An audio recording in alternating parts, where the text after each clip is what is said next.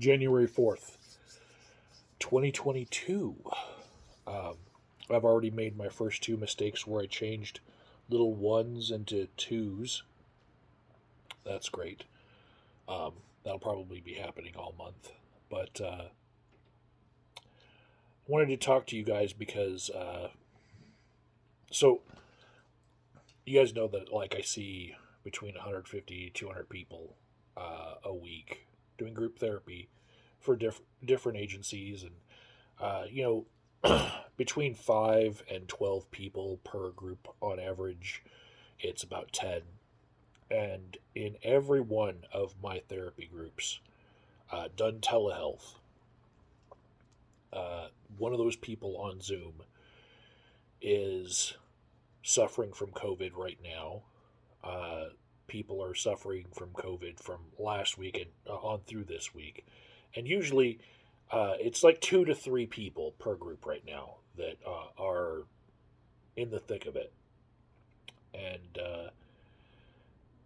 I observed this spike in just my groups last week. It started, and it's not a surprise to me because, uh, well, people in addiction groups, uh,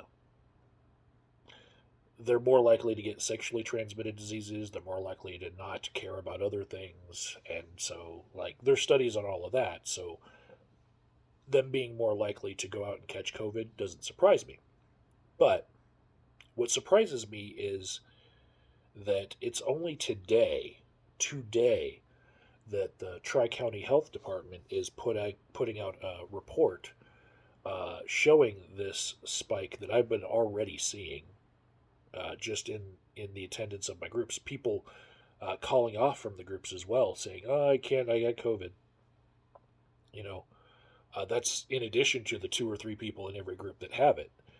Um, it's been a wave that's been hitting me for a whole week, and just now they're starting to do something. So now a whole bunch of healthcare agencies in the Denver metro area, they're uh, they're adjusting fire. All the people that were, you know, trying to get back to the office, they're now on mandatory uh, remote work back again. Here we go again, right? But meanwhile, the CDC puts out guidelines saying, you know what, we're going to reduce the number of days that you have to quarantine from 10 to 5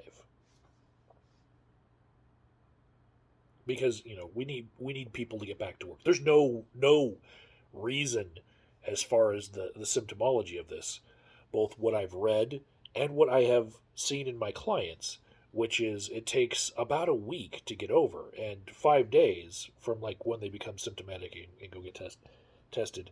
That's still going to leave them symptomatic when they go back to work.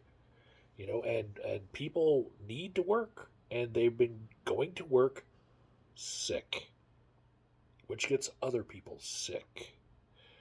And it's especially bad in my neck of the woods right now because, well, we just had a 1,000 displaced families from the fires around Boulder and Superior and Louisville, and they're, you know, getting aid in different places, which, if they're in a makeshift shelter at a church or at a sports arena, it spreads like wildfire there.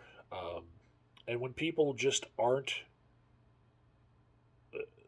they're not social distancing anymore. They've given up. There's like a whole mentality that's spreading around that you're going to get it.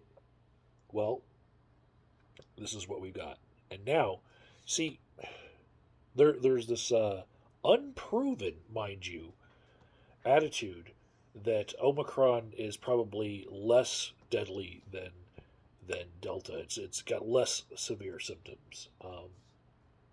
Well, what we do know is that it spreads faster, way faster. Sound the alarms faster. Send everyone home faster. And just because it's a little less deadly, if it is, which we don't know yet, um, that doesn't mean that it can't spread fast enough to make up for that because our hospitals are full. Now, if you get uh, infected with the Omicron variant of COVID, there's no hospital for you. Um, Now we're at that point where you're going to see people die from preventable things, and we don't have the same uh, antibody therapies that we had for previous variants. They're not working against Omicron, so now we have a strain that's you know less treatable, and we have people treating it as if what this shit is over. It's just time to live. Don't you want to live? As I have some of my friends trying to urge me. Um,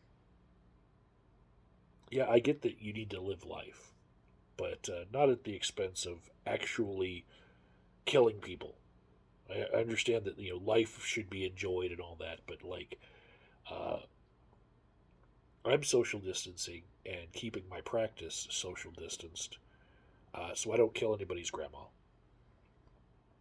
and that's why I'm doing it, and I feel good about doing that. Meanwhile, Congress has their special congressional doctor tell all of Congress, you know what, you guys need to work remotely. You guys don't need to be in chambers infecting each other. So they're all just as remote as I am at my work. But the CDC goes ahead and puts out guidelines for the average Joe Schmo who can't do their work online, and says, oh, we're going to take it from 10 days down to 5. And yeah, this does not look good. The rules for thee, but not for me, very much in play. I think that this actually shows that it doesn't matter who the fuck is in Congress or who the fuck is in power. Sometimes it just comes down to the almighty dollar, and they don't give a fuck about you. They don't give a fuck about the whole country. They will send people back to get infected just so that they don't shut down the fucking economy. Uh, Everybody's expendable. That's what I'm feeling today. Everybody's expendable.